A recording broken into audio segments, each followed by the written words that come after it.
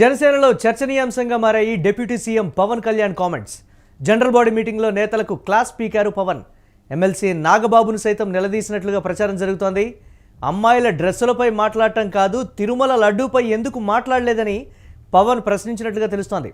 Social మీడియాలో తనపై పార్టీపై వస్తున్నటువంటి విమర్శలపై ఎందుకు ధీటుగా స్పందించడం లేదని నిలదీశారు పవన్ కళ్యాణ్.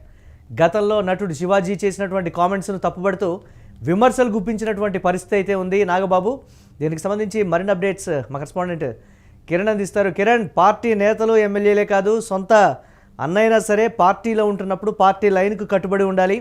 తన మీద పార్టీ మీద వస్తున్నటువంటి విమర్శలని తిప్పికొట్టడంలో నువ్వు కూడా ఫెయిల్ అయ్యావు. దీనికి సంబంధించి విమర్శలు ఎందుకు వస్తూ ఉన్నాయి, దీనికి సంబంధించి ఎందుకు ఆ స్థాయిలో ధీటుగా ఉండటం లేదు, వేరే విషయాల మీద మీరు స్పందిస్తున్నారు కానీ పార్టీకి సంబంధించి ప్రభుత్వానికి సంబంధించి మీరెందుకు స్పందించడం లేదని గట్టిగా నిలదీశాడు అన్నట్టుగా కూడా సోషల్ మీడియాలో జరుగుతున్నటువంటి ప్రచారం. అప్డేట్స్ ఏంటి, ఏ విధంగా చూడాలంటారు దీనికి సంబంధించి? మురళి, జనసేన పార్టీ మీటింగ్ జరిగింది నిన్న. ఈ మీటింగ్ లో పవన్ కళ్యాణ్ ఒకంత ఆగ్రహం వ్యక్తం చేశారు. ఎమ్మెల్యేల పైన, ఎంపీల పైన, అటు నేరుగా తన సొంత అన్నైన ఏదైతే నాగబాబు పైన కూడా ఆయన తీవ్రంగా ఆగ్రహం వ్యక్తం చేశారు. ఏదైతే మహిళల డ్రెస్ పైన స్పందించే నీకు ఏదైతే తిరుమల లడ్డు అంశంపై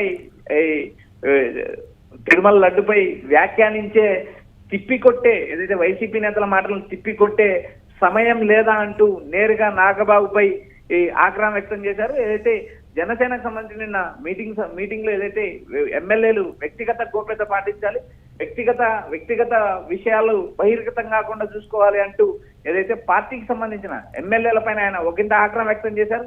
సొంత వ్యవహారంలో నేను వేలు పెట్టను, నేను వచ్చి మీకు ఎవరికి కాపలా ఉండలేను కదా అనే కోణంలో పవన్ కళ్యాణ్ వ్యాఖ్యలు చేశారు.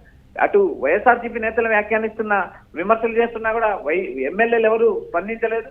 పార్టీకి సంబంధించిన ఏదైతే టీడీపీ కూటమిలో భాగంగా ఉన్నాం, అందుకు తగ్గట్టు ఏదైతే టీడీపీ ఎమ్మెల్యేలు ఉన్న చోట జనసేన కార్యకర్తలు కానీ జనసేన నేతలు కానీ సమన్వయం చేసుకోవడం లేదంటూ మరోపక్క ఆగ్రహం వ్యక్తం చేశారు. ఎమ్మెల్యేల పైన నాకు మొత్తం నివేదికలు కావాలి, అంతమంది మొత్తం 20 మంది ఎమ్మెల్యేల పైన నాకు నివేదిక కావాలి, అసలు ఏం జరుగుతుంది, ఏం చేస్తున్నారంటే ఆయన ఒకంత ఆగ్రహం వ్యక్తం చేస్తూ ఏదైతే ఎమ్మెల్యేలకు సంబంధించిన డేటాను తీసుకొని తనకు సమర్పించాలంటూ ఏదైతే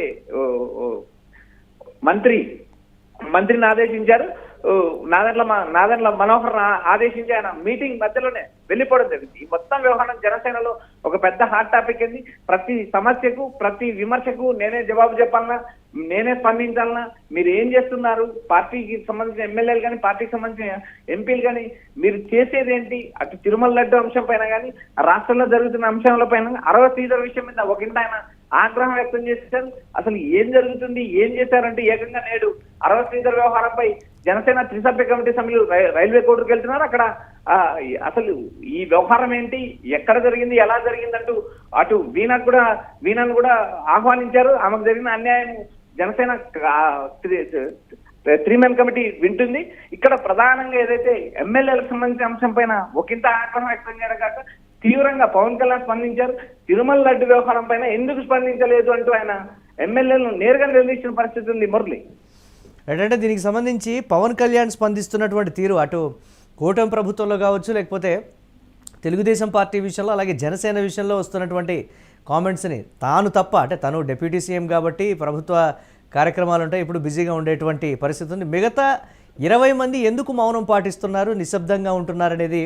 అలాగే గతంలో కూడా వచ్చినటువంటి విమర్శలు, కూటమిలో ఉన్నప్పుడు టీడీపీ ఎమ్మెల్యేలు ఉన్న చోట జనసేన నాయకుల మాట వినకపోవడం కావచ్చు, ఇవన్నీ కూడా ఎక్కడ కోఆర్డినేషన్ లేకపోవడం కూడా ఇలాంటి ప్రభుత్వం మీద వచ్చినటువంటి విమర్శలకు సంబంధించి ఒకరి మీద వచ్చినప్పుడు ఒకరు సైలెంట్గా ఉంటున్నారనేటువంటి విమర్శలు కూడా ఉన్నాయి కదా. దీనికి సంబంధించి పవన్ పర్టికులర్గా ఈ అంశాన్ని లేవనెత్తినటువంటి సిచ్యువేషన్ ఉంది కదా, దీన్ని ఎలా చూడాలంటారు కిరణ్?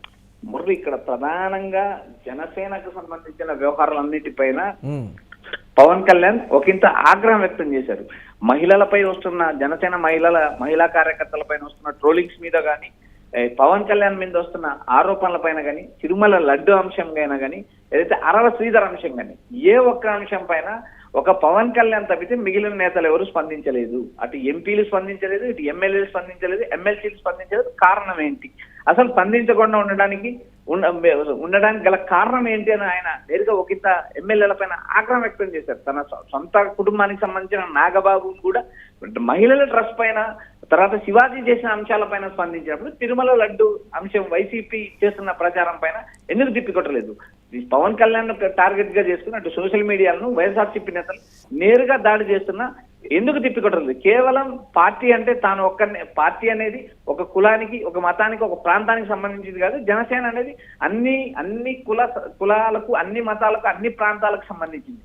ఇటువంటి అంశం పైన, తిరుమల లాంటి ప్రతిష్టాత్మకమైన అంశం పైన వచ్చినప్పుడు మీరు ఎందుకు స్పందించలేదు అంటూ ఒకంత ఆగ్రహం వ్యక్తం చేశారు, అసహనం వ్యక్తం చేశారు. నేరుగా ఎమ్మెల్యేలతో మాట్లాడినప్పుడు, ఒక్కొక్క ఎమ్మెల్యేలతో మాట్లాడినప్పుడు మీరు పార్టీలో ఉన్నారా, పార్టీ సభ్యత్వం వచ్చి పార్టీ నుంచి గెలిచిన తర్వాత మీరు ఎందుకు స్పందించలేదు? అటు క్షేత్రస్థాయిలో టీడీపీ ఎమ్మెల్యేల చోటుకు మీరు గెల్లి తీరాలి, మండల స్థాయి నాయకులతో సమన్వయం చేసుకోవాలి, గ్రామాల్లో సమన్వయం చేసుకోవాలి, ఎమ్మెల్యేల దగ్గరికి వెళ్ళాలి, మాట్లాడాలి. మీరు ఎందుకు వెళ్ళడం లేదు?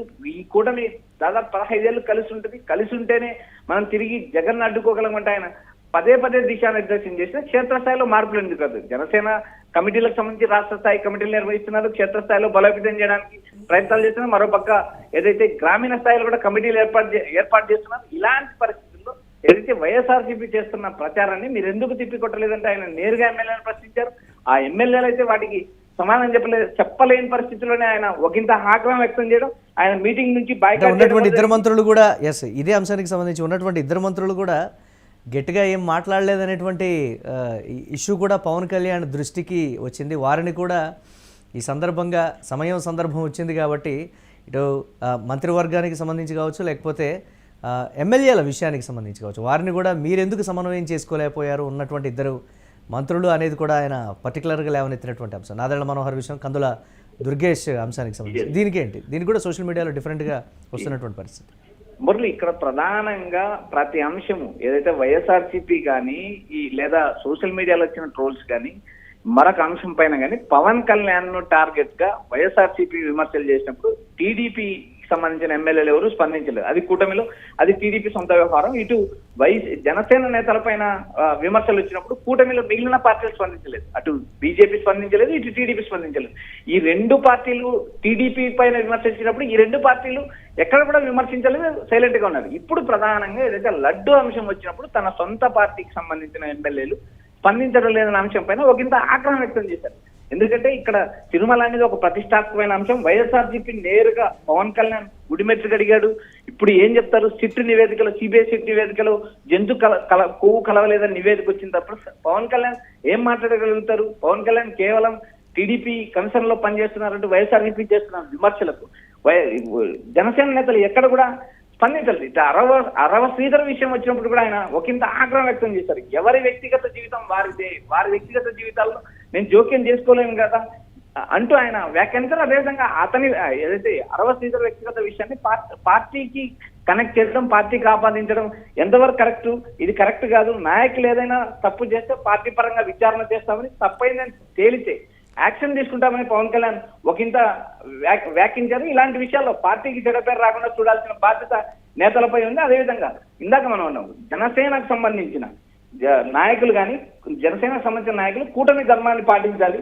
గ్రామ, మండల, జిల్లా స్థాయి కూటమి సమావేశాలు ఏదైతే టీడీపీ, జనసేన, బీజేపీ మూడు పార్టీలు ఏదైనా సమావేశాలు నిర్వహిస్తుంటే ఆ సమావేశాలకు జనసేన నేతలు ఖచ్చితంగా హాజరు కావాల్సింది. టీడీపీ నాయకులు సమావేశాలను పిలిస్తే వెళ్ళి అక్కడ పరిస్థితులను అర్థం చేసుకోవాలని, ఆ పార్టీ వ్యక్తిగత అంశాల్లో దూరకోకుండా ఏదైతే కూటమి ధర్మానికే పాటుపడాలని తప్పితే వారి వ్యక్తిగత విషయాల్లో జోక్యం చేసుకోవచ్చు. పార్టీని సమన్వయం చేసుకోవాలి, నేతలతో సమన్వయం చేసుకోవాలంటూ ఆయన జనసేన ఎమ్మెల్యేలకు హితబోధ చేశారు. అయితే ప్రస్తుతానికి జరుగుతున్న వ్యవహారం చూసినప్పుడు తన సొంత కుటుంబానికి సంబంధించిన నాగబాబు కూడా మహిళల డ్రెస్ పైన స్పందించే సమయం ఉన్నప్పుడు లడ్డు అంశం పైన వైఎస్ఆర్సీపీ చేస్తున్న విమర్శల పైన ఎందుకు స్పందించలేదంటే నేరుగా ప్రశ్నించారనే సమాచారం వినిపిస్తుంది. Right, thanks for updates Kiran. ఇక జనసేనలో చర్చనీయాంశంగా మారింది deputy CM Pawan Kalyan comments. General body మీటింగ్లో నేతలకు Pawan Kalyan class speaker MLC నాగబాబును సైతం పవన్ కళ్యాణ్ నిలదీసినట్లుగా కూడా ప్రచారం జరుగుతోంది. అమ్మాయిల డ్రెస్సులపై మాట్లాడటం కాదు, తిరుమల లడ్డూపై ఎందుకు మాట్లాడలేదని ప్రశ్నించారు పవన్. సోషల్ మీడియాలో తనపై, పార్టీపై వస్తున్నటువంటి విమర్శలపై ఎందుకు ధీటుగా స్పందించడం లేదని కూడా పవన్ నిలదీసినట్లుగా తెలుస్తోంది. గతంలో నటుడు శివాజీ చేసినటువంటి కామెంట్స్ను తప్పుపడుతూ విమర్శలు గుప్పించారు నాగబాబు.